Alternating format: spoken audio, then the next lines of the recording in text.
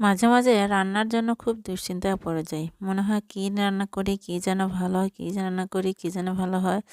এভাবে ভাবতে ভাবতে বাসায় তেমন কোনো সবজিই ছিল না। তাই পেঁয়াজের দাম যেহেতু কম, ভাবলাম পেঁয়াজ দিয়ে একটা তরকারি করি।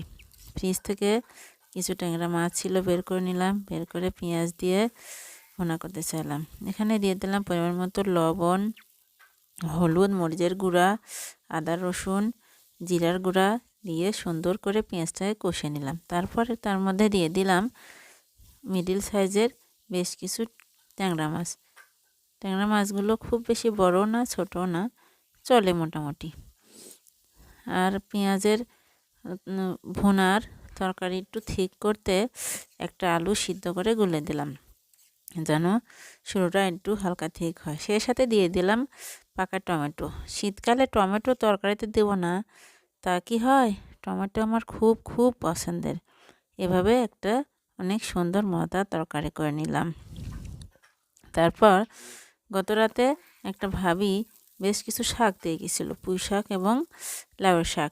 অনেক সুন্দর সুন্দর লাউয়ের ডগা ছিল এবং পুঁই শাকগুলো ছিল অনেক সুন্দর জ্বালা। সেটা দিয়ে ভাবলাম একটু ভাজি করে নেই। ভাজি করলাম অনেক সুন্দর করে।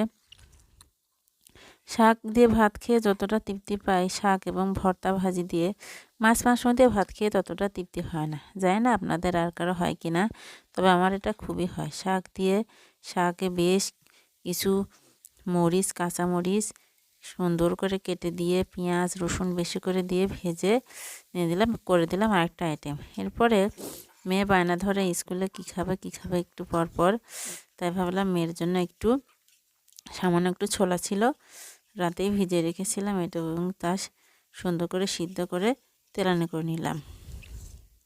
হয়ে গেল আরও একটা আইটেম। সকালবেলা প্রতিদিনই খুবই তাড়াহুড়ো হয় এবং তাড়াহুড়া করতে করতেই আমার রান্নাও প্রায় শেষ হয়ে গেল। ধন্যবাদ সবাইকে। আসসালামু আলাইকুম।